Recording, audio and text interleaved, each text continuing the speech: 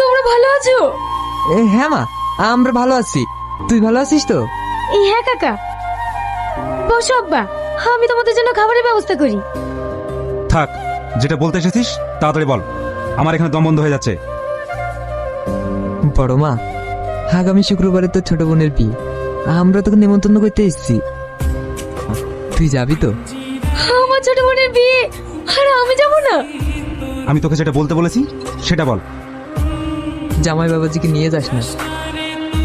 কাকা, এই বিয়েতে আমি যেতে পারবো না। যেখানে আমার স্বামী যাবে না সেখানে আমিও যাব না। আব্বা এসেছে, এটা আমাদের যতীন কাকা।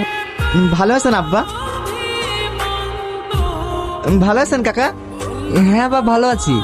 আমাকে এখানে এইভাবে দাঁড়িয়ে রাখবি না যাবি? বলছিলাম জামাই বাবাজি গেলে বা সমস্যা কি?